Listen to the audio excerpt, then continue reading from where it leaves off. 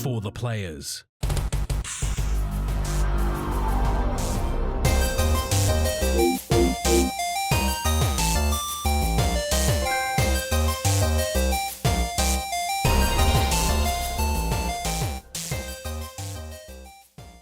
I'm Ryan Betson.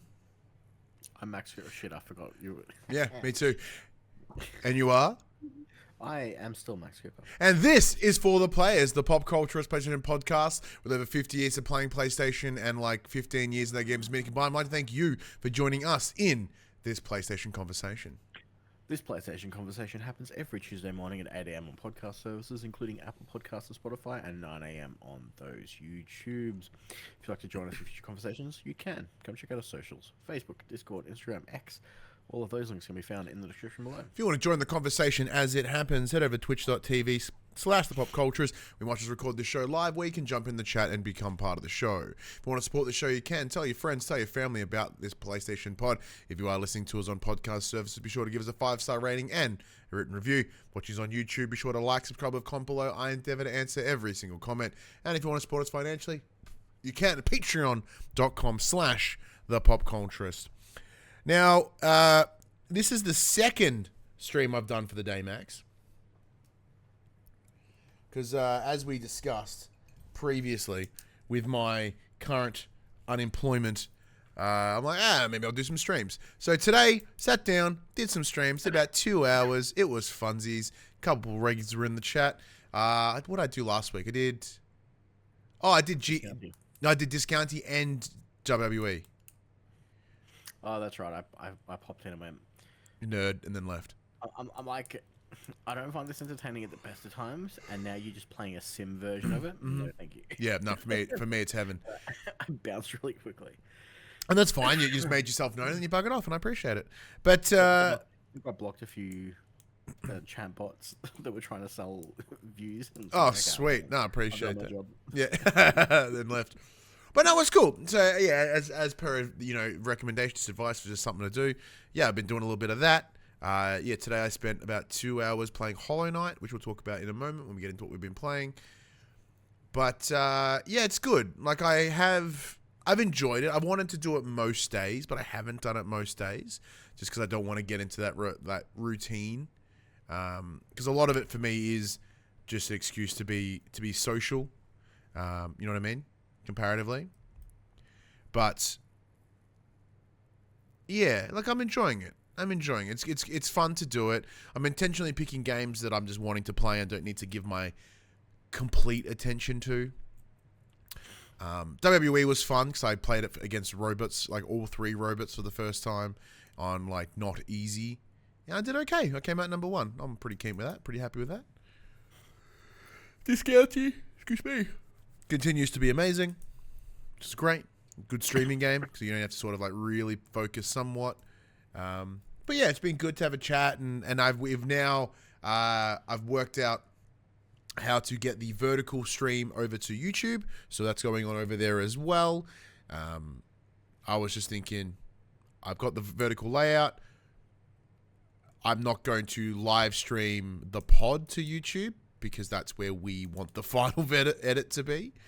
But I will certainly start sending the game streams to there, as well as putting them on the TikTok once I get them. I might just put them as the full video. I know TikTok likes short form, but I might just put long form in there. It's like, fuck it, who cares? It's probably a bad idea. I'm sure there's some algorithmic disadvantage. I don't think they'll let you. I don't know. I think it caps out at like 15 minutes or something. Oh, really? Fucking lame. Oh, that's fair. Although in saying that, I swear I've seen people upload entire fucking movies. I have seen someone almost like literally post all of Minecraft movies to Twitter before, so I'm sure it's fine. But anyways, Max, what have you been up to this week, man? How's the things?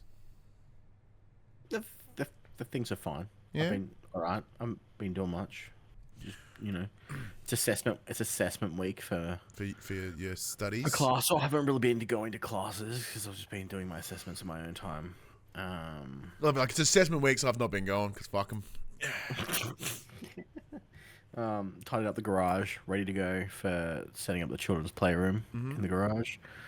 My next door neighbor's selling his house. Oh, that's a shame. Yeah, it's the good neighbor. Oh, that is a shame. I Other than that, yeah, not much has really been happening. No, I'm boring.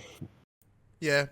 Yeah, look, I'm the same. Over the weekend, I had the second weekend in a row as part of the DMDU ICW No Holds Barred weekend tour, I guess I should say.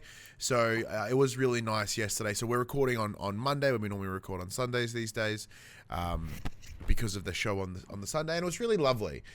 I'm sure I talked about this in previous weekends after various tours. There's something special about indie wrestling for me. It is that sense of community. It's that coming together. And even on Sunday, it was actually the first show in a long time where I didn't do commentary. I was going to, and I had full intentions to. But then when we got there, and I was like, you know what? Let's just enjoy it. So I just sat there, got to enjoy the show. I had a blast, and it was really nice to just be a patron, just to be a viewer of it. There was because with it being the death match promotion, there's always silly little ideas. One of them was a duck match. So as long as the weapon had a rubber duck attached to it in some capacity, it was therefore legal. So they came out with what's called Taipei, which is where you get shards of glass and you glue them to the back of your hand, and it's kind of like a added little weapon. They did that with little mini rubber ducks. That was pretty fun. They had light tubes with rubber ducks on them. They had gusset plates with rubber ducks on them. It was good fun. I enjoyed it, and I'm just happy to see my friends, especially at the moment. I talked about it last week. One of the things I'm struggling with at the moment, sort of being unemployed, and is finding the sense of value within myself, and particularly from external validators, because it's easy. I can see the value in myself, but externally, it's very difficult. To be able to go to these shows where I'm wanted, where I'm needed, where I'm seen, where I'm appreciated is quite nice, I guess. So just to go do it, even though I know I spent a whole weekend at shows, and I did the weekend before as well, except for the Saturday. But especially right now, it's what fills my cup. It's what gives me my social battery, to be able to sit at home and not be working, not spend any money. It's a bit brutal, but saying that though, Max, we're off to something cool this week. We can talk about it. So we're off to a PlayStation event in Melbourne on Wednesday this week. So in 2 days from time of recording, tomorrow, a date of upload. No idea what it's about. We got a lovely email in our inbox. It was like, hey, do you want to come to this media thing? I was like, fuck yeah, let's go. What's that movie where they just bring absolute fucking duds to the work dinner party? Oh yeah, that's us. Yeah, no doubt. No doubt. They're like, let's just invite all the plebs, because then I'll make these people look really good. Which is what I'm hoping. And I'm happy to be the pleb, because we'll be meeting our good friend Paul James there. The not yet, but I'm going to keep trying, third member of For the Players. We pitched the idea of seasonal Padge, and maybe the PlayStation event will get him all boned up, and he's like, yeah, we should do something about it. I'm like, yeah, you fucking should. Get in the show, Padge.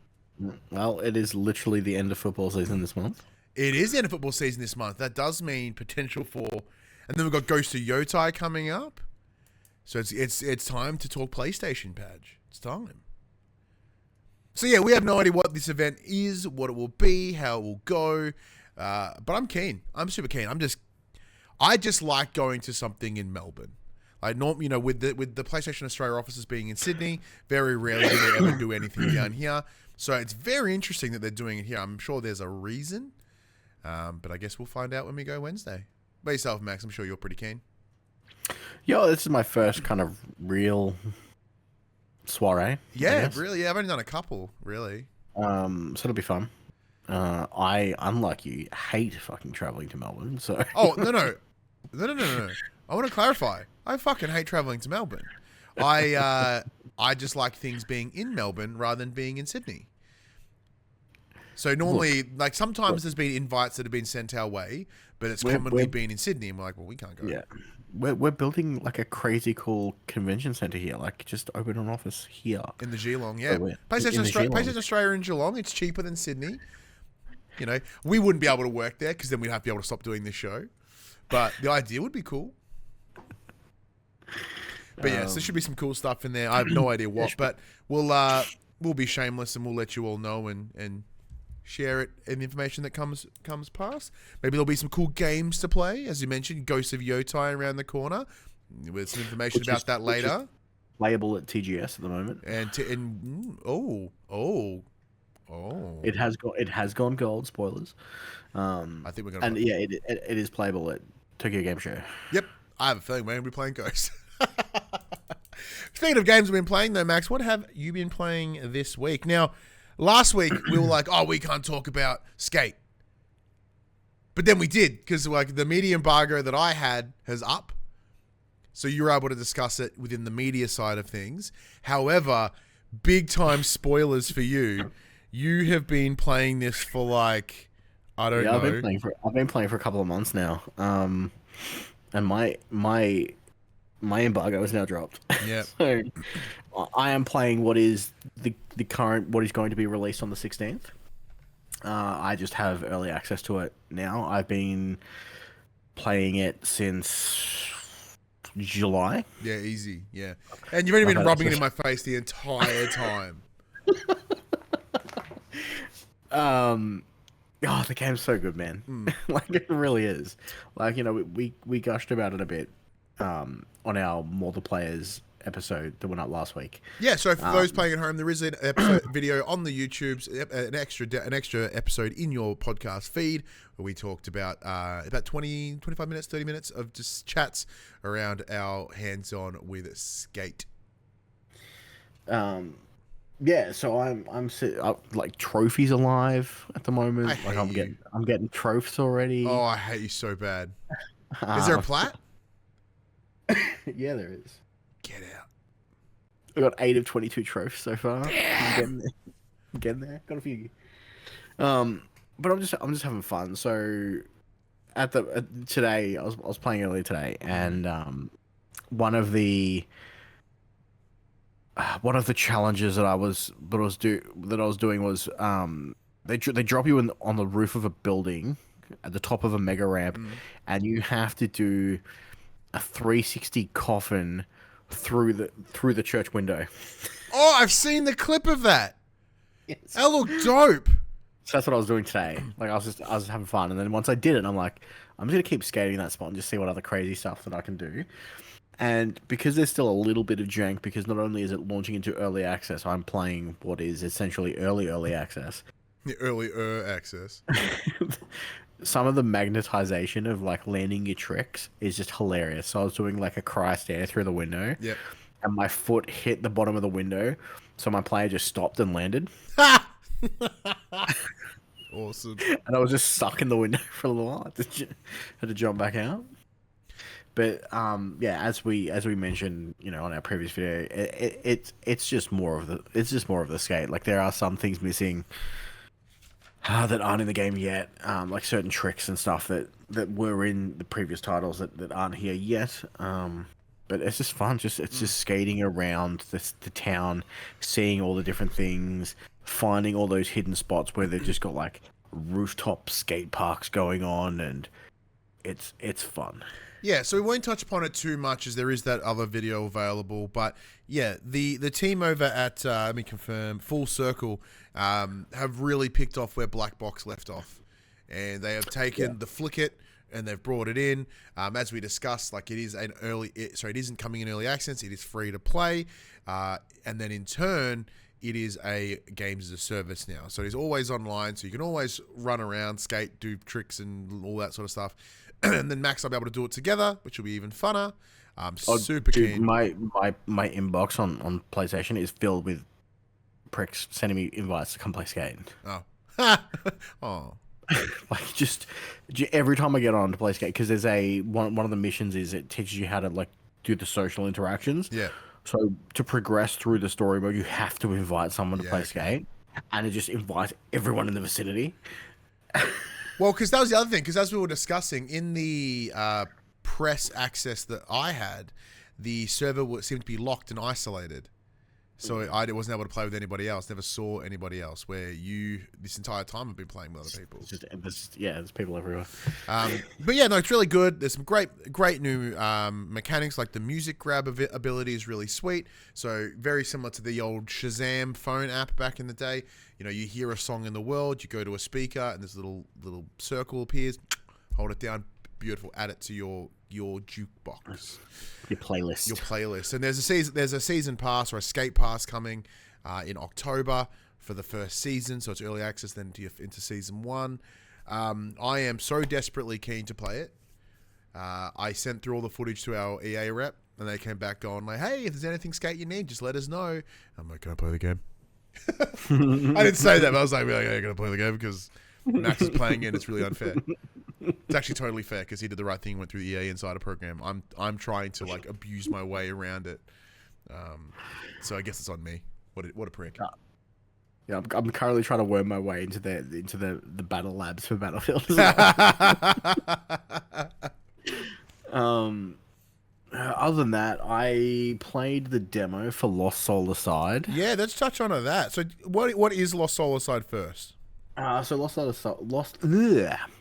Soul Aside is one of the games that came out of the China Hero Project, that PlayStation helped fund and do all that fun stuff. So this was originally shown off, I want to say like 7 odd years ago. Oh, easy. Because it was heavily inspired by what became Final Fantasy 15. And you can definitely see that in this game. In my opinion, the demo does not do it any favors. It's you get the battle tutorial and you get a boss fight, and that's it. So purely gameplay driven demo. Yeah, so it's essentially Devil May Cry. That is the combat that you're getting. You're doing combos. You've got special attacks, and you are just hack and slashing your way to victory. It's fine. Like in the small slice that I got to play, it was fine. Yeah, I don't know if I want to play the whole thing after like seeing like playing that. Yeah, I don't know if a whole game of that is what I want. Well, that's what's intriguing. So Lost Soul Aside, this is the thing. Heading into the launch date, you and I were like, "Oh yeah, but this game," and then we were like, "Have we heard anything?" Well, it's on my draft list. That it is. Obviously, when I first saw it, it looked like another Souls-like, and it is definitely not a Souls-like. Yeah.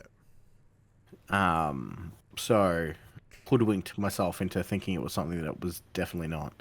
But yeah, it has been handled very interestingly because, like, you know, it's like I said, part of the China Hero Project with Sony, and I felt like Sony never, like, even on socials, I barely saw it until it's like, hey, it's here. Yeah. I'm like, oh, okay. It's not reviewing well.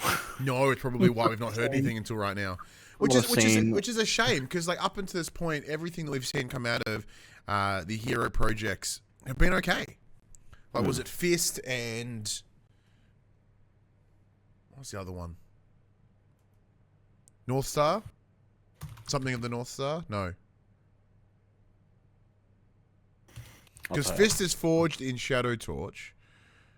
Lost Soul Aside, the other one.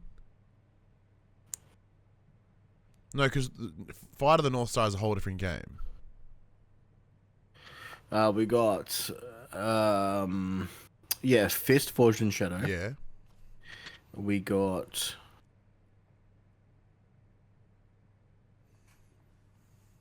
so Lost Soul Aside released, like, yesterday. That one. We had The Walker released back in 2018. Animal Force back in 2018. Hardcore Mecha released back in 2019. Fist was in 2021. In Nightmare 2022. Anno Mutation. That's the one I was thinking of. Yeah. AI Limit recently launched a couple of months ago. Awaken Astral Blade came out last year. And then there's a ton more in development. No, I was thinking of the Anno Mutation or whatever. That's a bit of a bummer. And then obviously there's the India Hero Project as well. That's And got then a there's few the games Middle in East Hero production. Project and the Africa Hero Yeah. Project as well, but they're way later. They're not nothing's Yeah. coming out in the immediate future. Yeah. But yeah. Anything else you want to say about Lost Soul Aside? No. I dabbled with Metal Gear Solid Delta 3 Snake Eater for like 20 minutes. Yeah, so big shout out to the team over at 5-Star Games Australia for providing both Max and I the review code for Metal Gear Solid Delta Snake Eater. Now, admittedly, I'm in the same as you. I've played it for about half an hour. I booted it up about midnight like a crazy person. And then they did its usual, here's your exposition of everything. I'm like, Jesus Christ, I'm not ready for that. At midnight, I'll come back. But it looks good. It looks good, but this is... So, Metal Gear Solid 3 Snake Eater is my least favorite in the series. Okay. Of all the Metal Why is Gear that? games. I don't know. Like, for whatever reason, I think it's the fact that it's kind of like... Even though 4 and 5 did it a bit, and they kind of made them survival games to a degree. 2 is my favorite, Sons of Liberty, by far my favorite. Then Metal Gear 5, Phantom Pain, 4, I'm an old dude. Then the OGs, then 3. I don't know what it is. For whatever reason, 3 does just not tickle me the way. I would probably go 2, 4, 1, 5, 3. Yeah, see, I'm 2, 5, 4, 1, 3. Because like I liked 5, but I enjoyed 4 a lot better, and I'm very aware that my appreciation for 4 is a little biased in that it was the game that came with my PS3. Like I bought the bundle that came with Phantom Pain. Okay. So I was like, it's the first game I played on PS3, and I was like, Jesus Christ, this game's fucking incredible. And like it took 1,000 minutes to install. But other than that, it was great. But yeah, like I had no issue with the game. There's some things I liked about the Snake Eater back in the day, or Metal Gear Solid 3. The camo suit was a really cool thing, which they then did more in 4. Yeah, I play. Granted, I selected the non-classic way of playing, which is the third-person camera. Because normally it's that sort of like downward isometric sort of look in the past. I will probably dip between the two of them to find. I want kind of that similar experience to back in the day, but I also want like a new experience from it as well. So I'm trying to find somewhere in the middle. Apparently, at least according to sources like Digital Foundry, it's not running all that brilliant. Which is a shame, because the game's like 100 years old. Granted, not this version, but it's built on that. So we'll have more to say over the coming weeks. Speaking of that side of life, I have been continuously spending more time with Death Stranding 2. I am now up to the F6. I'm at South Fortnott, so I've gone all the way around Australia from Perth through to I'm now in the Victoria region, and F7 is in like Adelaide. Yes, I've done F6. I found F7 on the way though, but I couldn't do anything. I was like, oh, here it is, cool.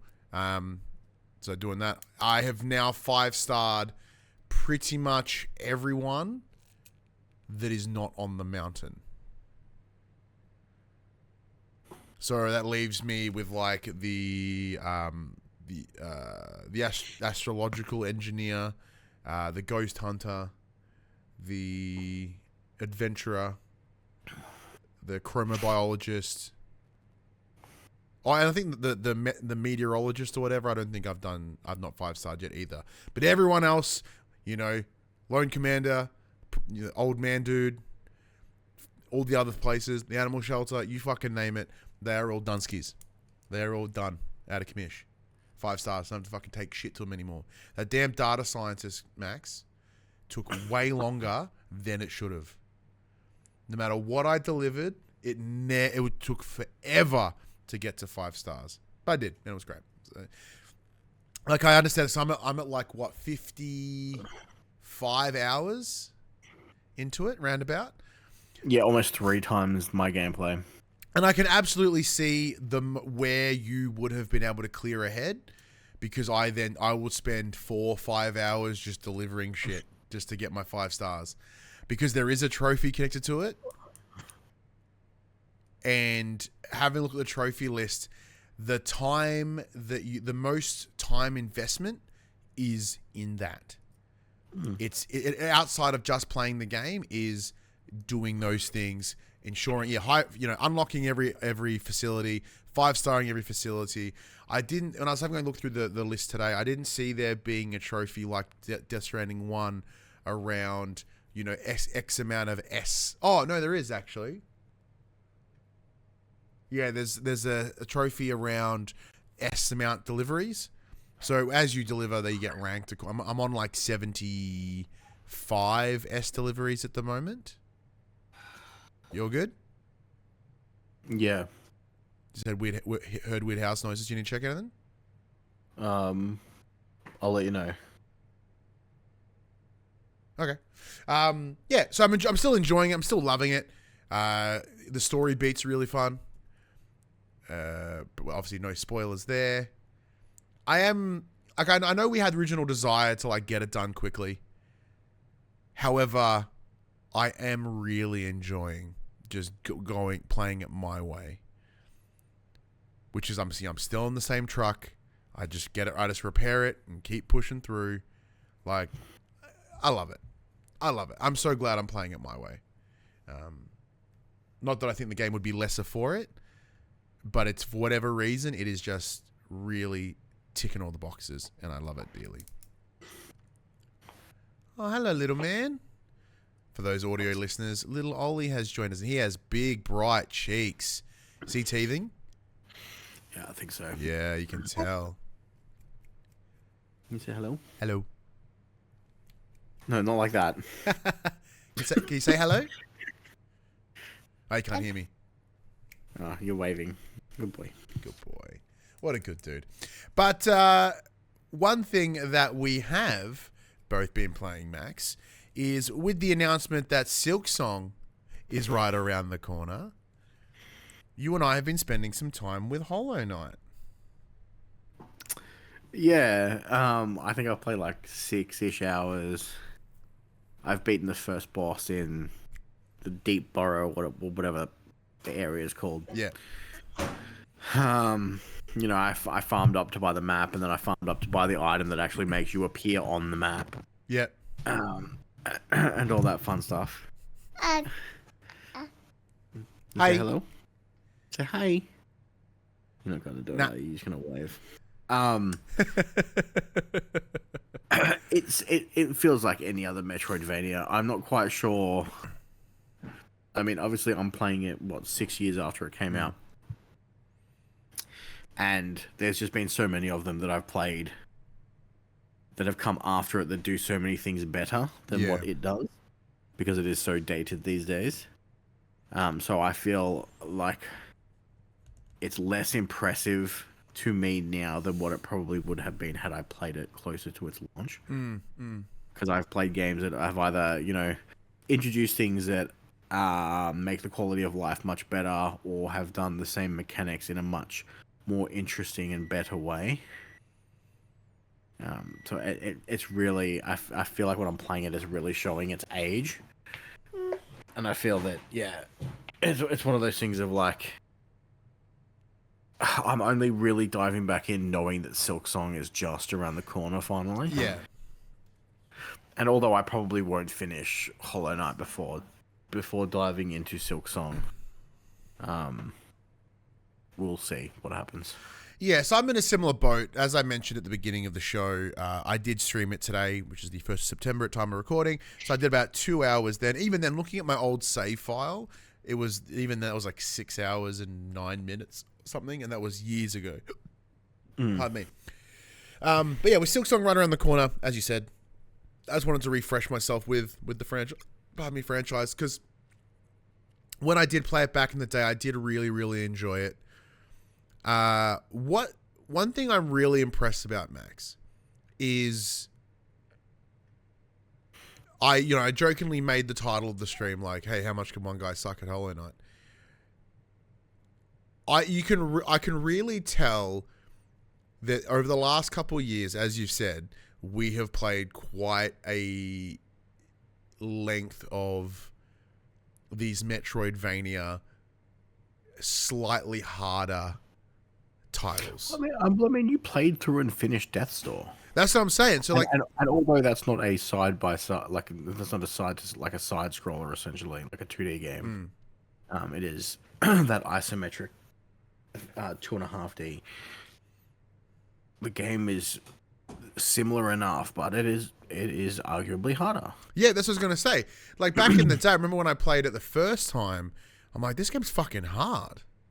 But now, after all these years, as I've really sort of sussed out and nailed down how to play a game like this, how to play a Metroidvania, and especially these more harder platformy ones where you do have to kind of learn their, not to the extent of like a Dark Souls level, really pay attention to the actions and the move sets and the, what's the word I'm looking for? The pattern. The pattern, thank you. The pattern of the bosses or any of the enemies. I'm able to see it a bit quicker. So even, what was it, the False Knight? I remember him kicking the shit out of me the first time I played. And on stream today, I think I did it in one go? Two, maybe? Even like the second there's two little like mini bosses in the first area, which is like that and then the big blowfly looking thing. Remember the first time I played it, that blowfly just beat me endlessly. I couldn't suss it out. Did it in one or two.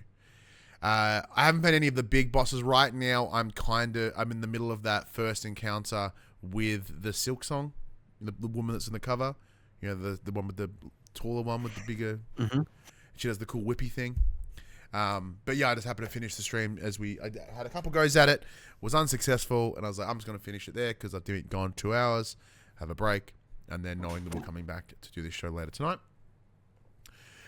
Similar to yourself though, and we're not the only people to express this sentiment. Playing it now, as you said, after so many years, it is difficult to see outside of the charm and the aesthetic what made it so unique and what made it so revered. Because it's certainly good. It's very good. But as you said, like, it feels very similar from like a backbone to Shadow Labyrinth, which we played recently. Yeah. You know what I mean, I can, you know, between Shadow Labyrinth, Blasphemous, Dead Cells, what's that? Rogue Legacy, like. Oh, Rogue Legacy. I played a lot of that. There's just so many of them, and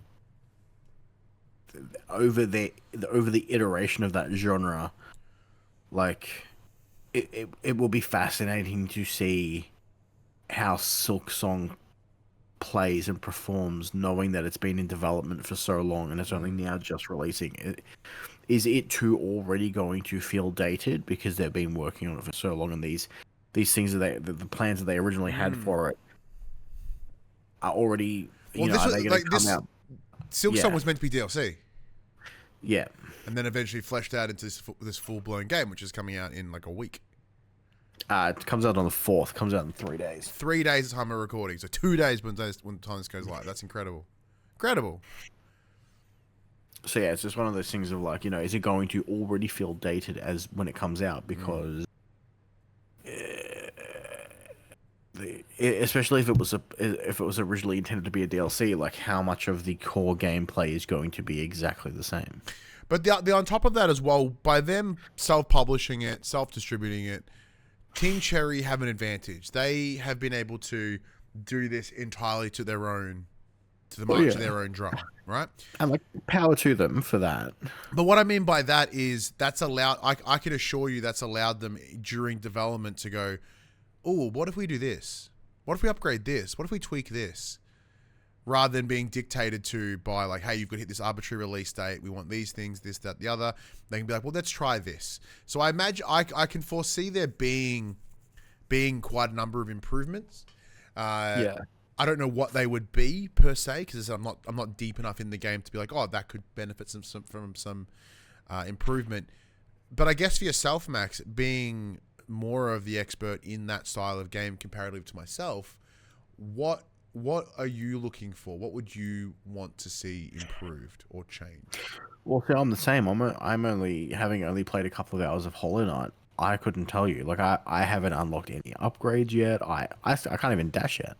I don't have. Do you have the Soul Hadouken? Nope. I don't know. How do you have the Soul Hadouken? I found that real quickly. Nothing. In 6 hours, you haven't found the Hadouken. No, and I've beat the boss in the first area. Damn. All right. There's a Hadouken. Yes, there's a Soul Hadouken. So when you use some of your bank up souls as like a Kamehameha, so you can just those big rolly dudes. Yeah. So you can blast the big rolly dudes. How'd you blast the big rolly dude to get into the garden place to the left? You haven't gone there yet, have you? What big garden? What? Hang on. So I dropped down the well, and then you open your map, and there's a big thing in the middle that's clearly like it's a named boss, has a health bar. I went and killed that thing. It's a big dude it was a big tanky knight. I had to knock its head off and then smack its head around a couple of times and put its head back on. Okay. Well, I didn't see it have a health bar, but okay. Is that the one that gets a big like doughy face and you punch the doughy face and then it falls through the floor? Maybe. Yes. Yeah. Okay. Yeah. All right, well, Mute's seen it because he was here in the chat. Okay, I didn't know that was considered like a main boss. I thought that was like a mini boss. Because like on the map, it's got a big icon for it too. Yeah, but like it didn't tick off anything because at the big chapel, there's like the 3 heads on the big thing. I think they're the 3 area bosses you've got to take out. But yeah, because I took out that guy as well. That's when I thought that was just a mini boss. I didn't know that was like a big deal. Yeah. All right. Well, that explains why. I could be completely wrong. Well, I'm impressed you played 6 hours and you're still in like the first. Are you in a different region yet? I don't know. Let me double check that because I've recently I restarted my save. Yeah. So I think my grand total of gameplay. Oh, okay, that makes more sense. Yeah, 'cause my grand total is like 6 hours, but I only stream like. According to my PS5, I played it for 21 minutes. So, like, all right. Well, that could be wrong. Let's check that save. But yeah, like I've got the double jump yet. I haven't got the dash. Got the Hadouken. 12 minutes. No. 40 minutes. 40 minutes. That makes more sense. Because I'm like, if you did all that in 6 hours, you're insane. No, I've played like a grand total of 6 hours. Okay, that makes more sense. That's much better. But yeah, it'll be interesting to see how Silksong turns out. And I hope you are right in the fact that because they were marching to the beat of their own drum, they could be like, hey, this needs to change. Other we're seeing this in other places. This is how we can improve on that. This is how we can incorporate that. I hope that has happened. I hope it doesn't. I hope it feels fresh when it comes out. Yeah, and I think it will. I think there's the design, but even like the design, right? Like I was gonna say that would be pretty unique, but it's kind of been replicated in the same way that Cuphead was unique once, and now there's been similar things. An example like is that Mouse PI for Hire coming later in the year. Although it's not a side scroller, it's taken that old timey design. Steamboat Mickey. Yeah, the Steamboat Mickey sort of feel. Outside of that, let me have a quick squiz at my list. While you're quick squizzing, the last thing I've been playing this week is PoE2 released their 3rd edict update. It's their 3rd big update for the game. The game still is in early access, only playable if you purchase it. It did have a free weekend this weekend. But this is their first big content drop. So in previous seasons, you would play Acts 1, 2, and 3.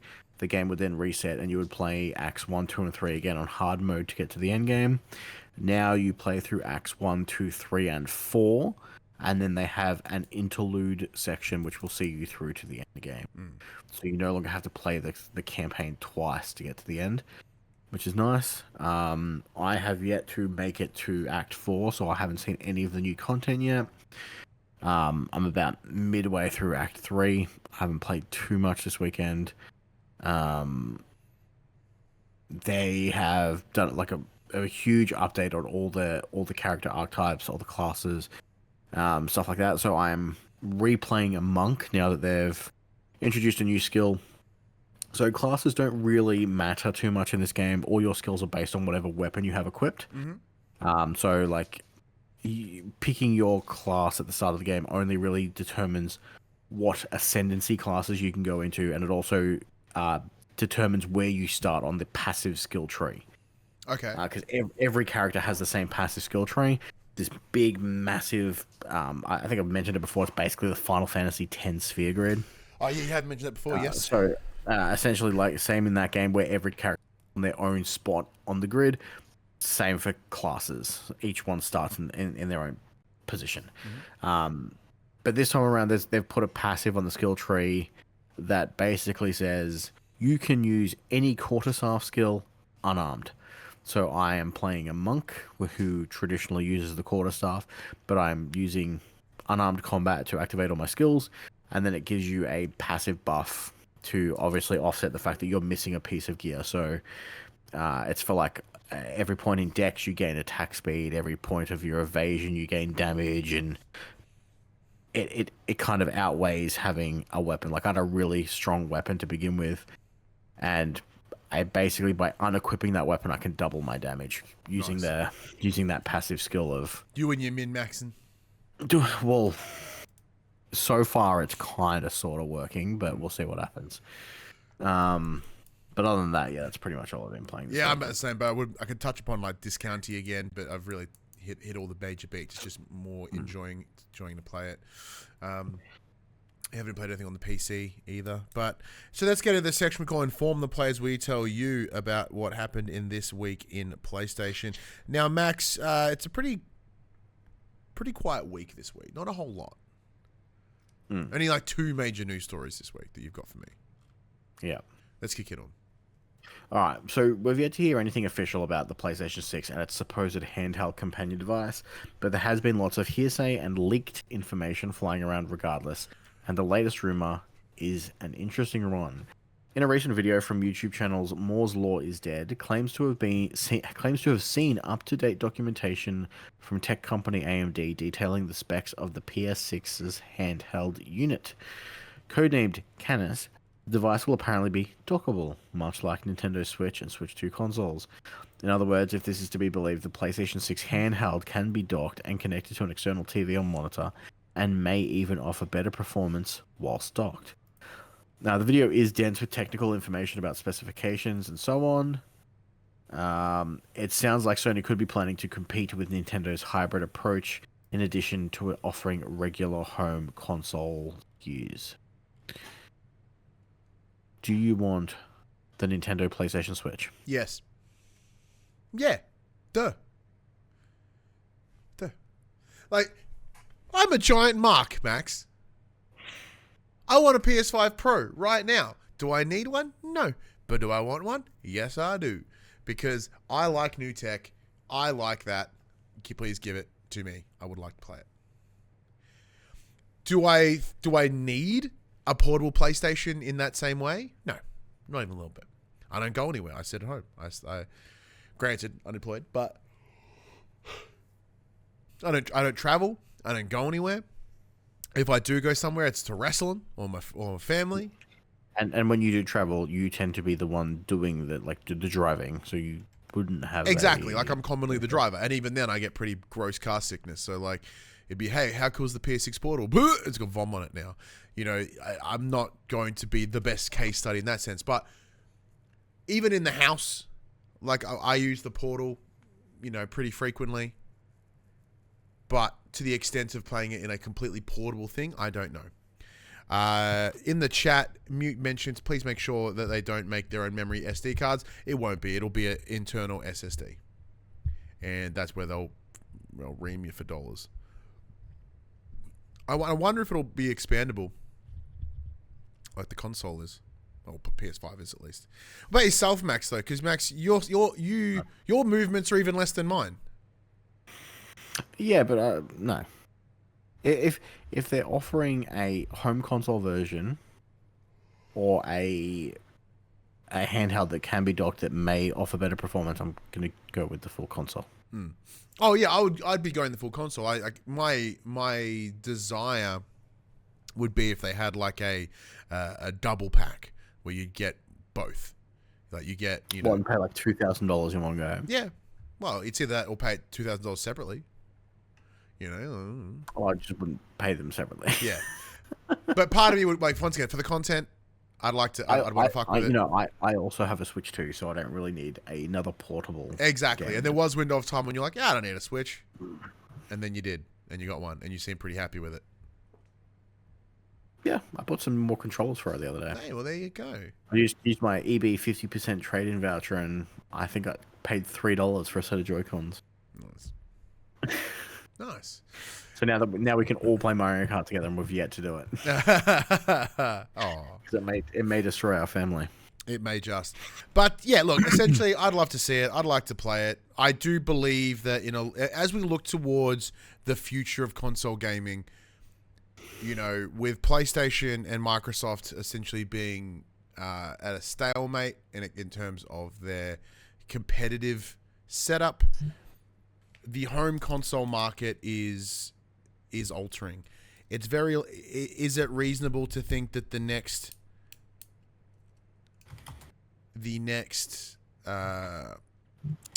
innovation, for lack of a better term, the next path within the console space is portable? Maybe. Now, I don't know what the numbers are, the sell-through numbers of like a Steam Deck or an Ally or whatever, but they're at least they're strong enough for them to get their attention. And at the same time, Max, as you mentioned, you already have a Switch too. Well, you don't need to worry about it, but maybe this is now PlayStation going, well, Microsoft aren't our competition anymore. Hey, Nintendo, let's fight again. What do you think? PlayStation will never beat Nintendo in a handheld space. No, of course not. They tried and it failed. But they, like, it's one of those things where they have the home console market wrapped up now. So that is their number one, and they're winning. They're clearing house. They're doing great. They're doing great. I don't know. It's one of those things. Like how long have they been thinking up this brainchild? Like, is it? Because obviously we now have the Xbox ROG Ally or whatever. Which is literally just a ROG Ally with an Xbox sticker on it from all accounts. Yeah. It cannot even play it cannot play every Xbox game. No, it only plays Play Anywhere titles. Correct. Which your PC can do. Or any PC version of the games. Mm-hmm.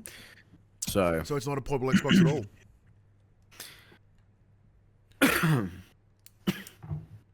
You right? Yeah, I'm gonna let you take lead on the next story. I'm just gonna mute myself. I'm just gonna give Ellie a hand to his own quick. No worries. Yep, you what you gotta do. All right, so let's jump into the second bit of news as Max attends to his lovely wife. Aside from the MLB The Show, which is not technically published by PlayStation on competing consoles, Helldivers 2 represents the first Sony game to be released on a rival format. It's launching over a year after its enormously successful PS5 and PC release, but has been buoyed by the addition of new content recently, including the Halo ODST crossover. And according to Alina Analytics, the game has already sold over 600,000 units on the Xbox Series X and S, which is a surprisingly respectable number, especially for that console where very few, if anyone, buys games anymore. The firm tracks the PC version at over 12 million copies and the PS5 version at over 5 million copies. This game shot back up to the charts on all platforms recently, thanks to its addition of new content, which is an example of the live service model in action. Unfortunately, we're still not 100% certain of Elena LIENEA analytics methodology. It promises market-leading precision, but it's always worth mentioning that these numbers are still estimates and therefore should be taken as fact. Now, I'm pretty sure I am saying that absolutely wrong. Let's do a quick Google.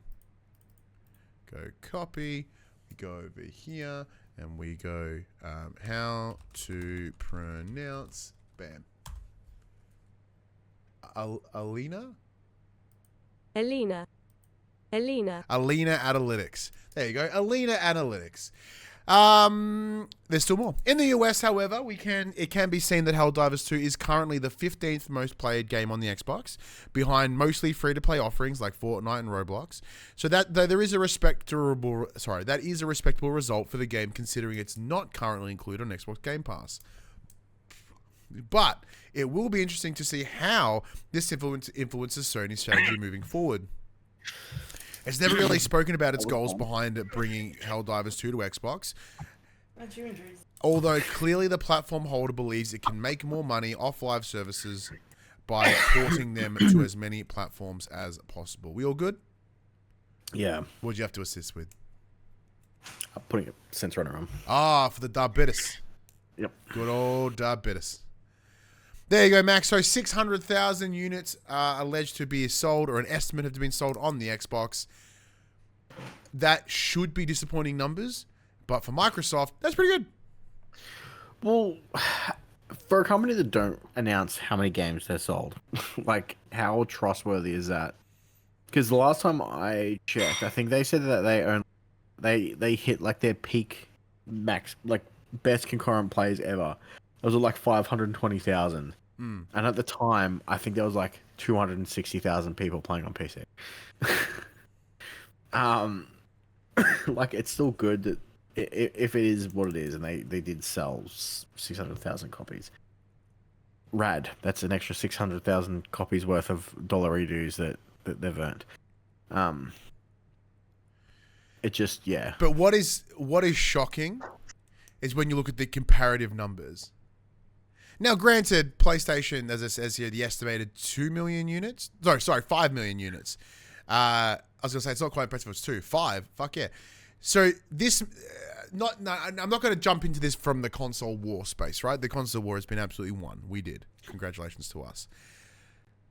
But the question that I have for this is, it's well and good, but is the money that is made on 600,000 copies, which is less than some indie games will sell, worth the investment? Yeah, I think it shows... Indie games don't sell at the cost of Helldivers 2. No. This is probably like, what, $50, $60? US? I don't know.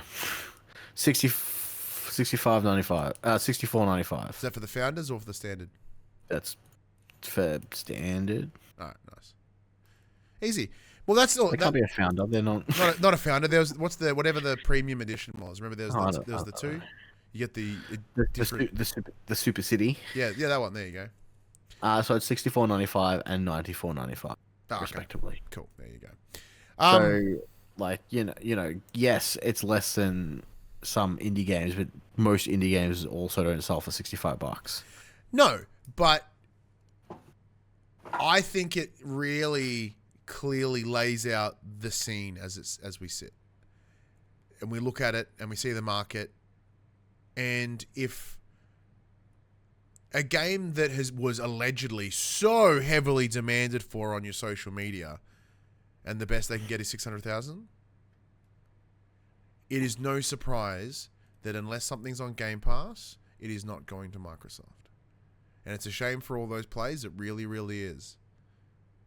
But yeah, if Helldivers can't even do it, they're not sending anything else over. No, because I'm saying PlayStation will not send anything else over. Even with Halo branded DLC, 600,000.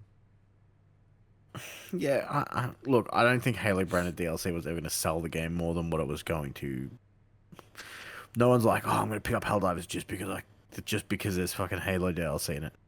I think those who were going to get it were going to get it regardless, and I don't think that DLC helped push anyone over the line.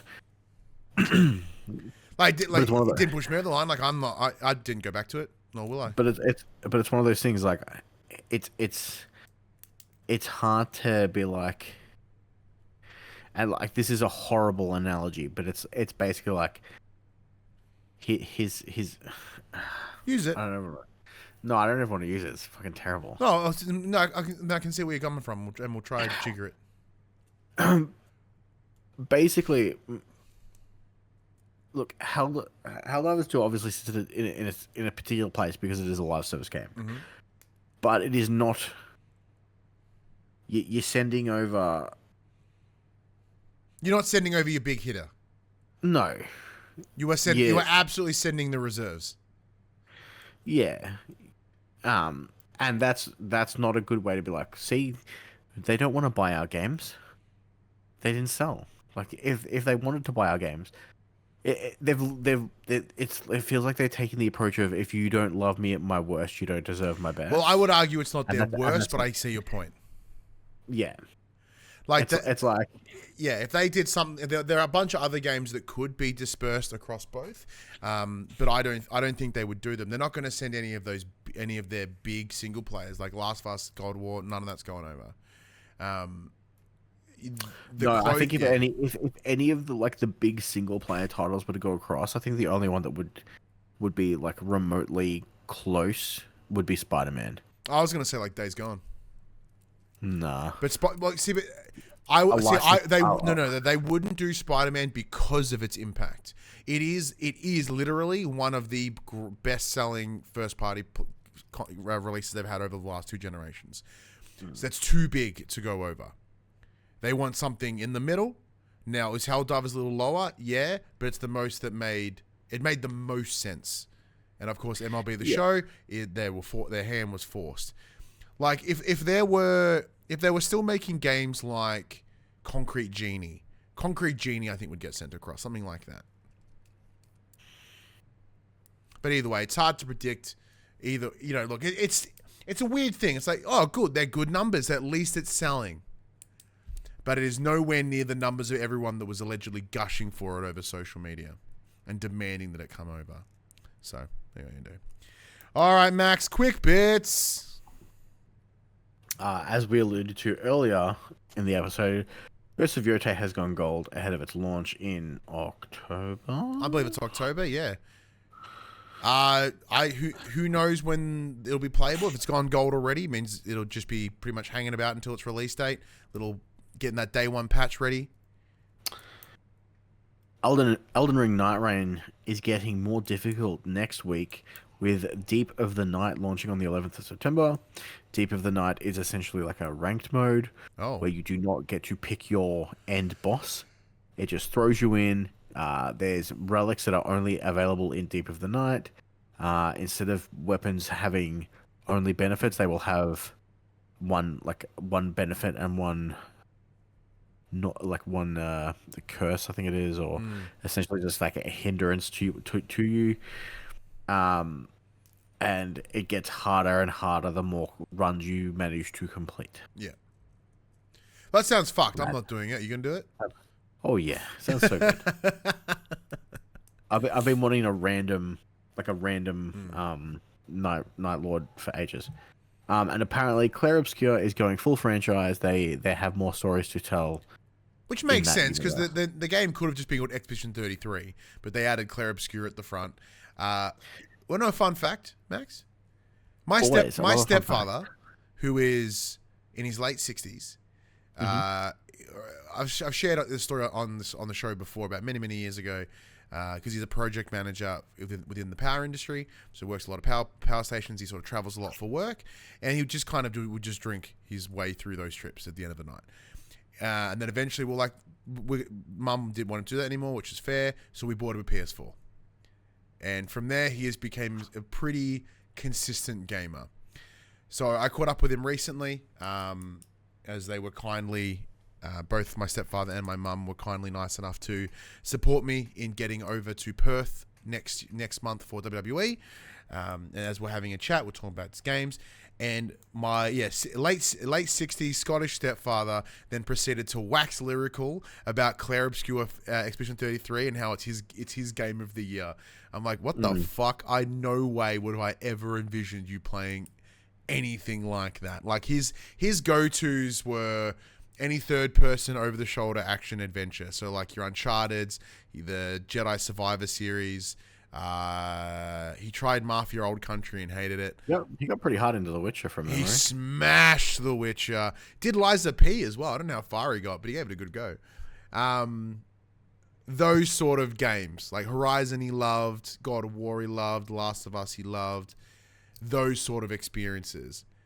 So that to him go, oh, you know what's really good? Claire Obscure. Like, the fuck?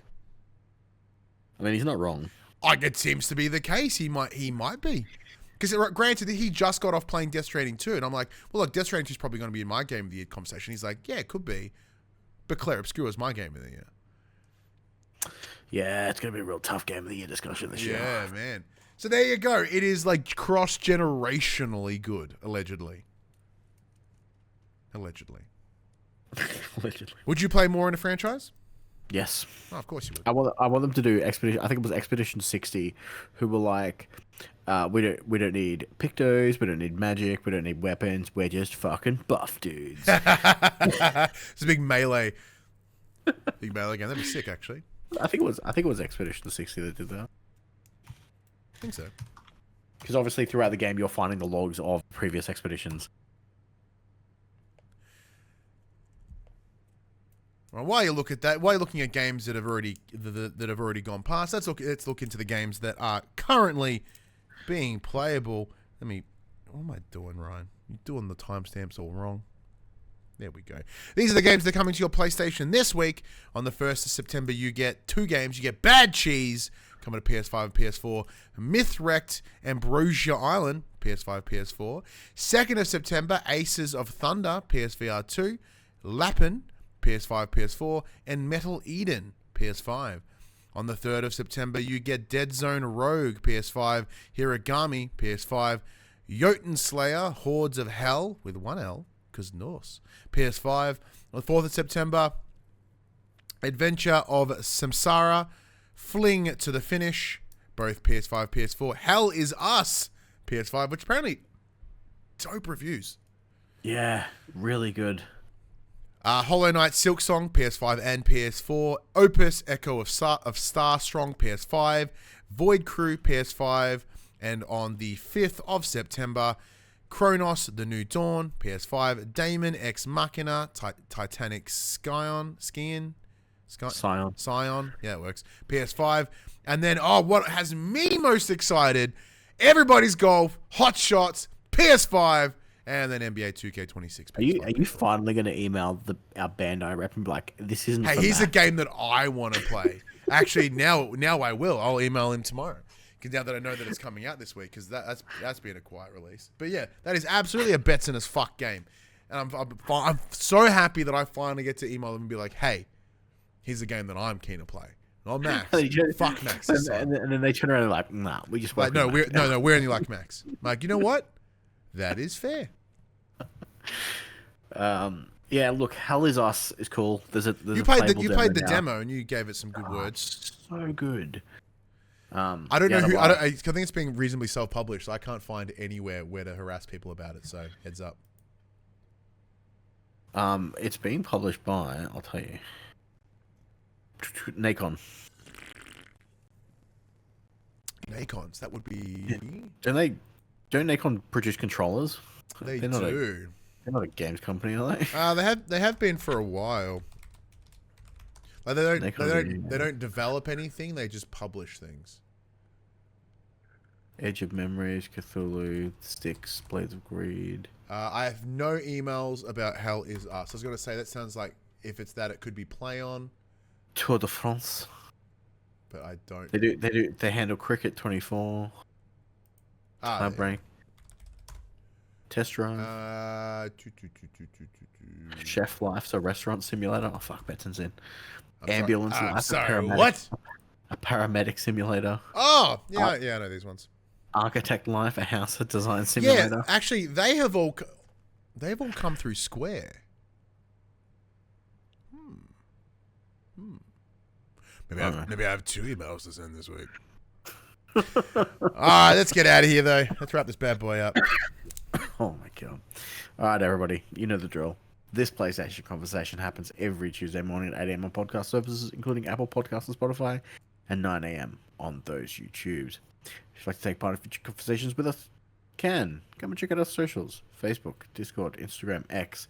Those links can be found in the description below. If you want to join the conversation as it happens, head over to twitch.tv/PopCulturists. We can watch us record this show live. We can jump in the chat and become part of the show. Even see me stream sometimes. If you want to support the show, you can. Tell your friends, tell your family about this PlayStation Pod. If you are listening to us on podcast services, be sure to give us a 5-star rating and a written review. For which is on YouTube, be sure to like, subscribe, or comment below. I endeavor to answer every single comment. And if you want to support us financially, you can at patreon.com/thepopculturists, as well as our merchandise store, PopCulturists shop, which I still haven't updated in forever. And even in when we did, the symbols got yelled at and got taken down. Good times. But until next week, I'm Ryan Betson. I'm Max Cooper. And that was for the players.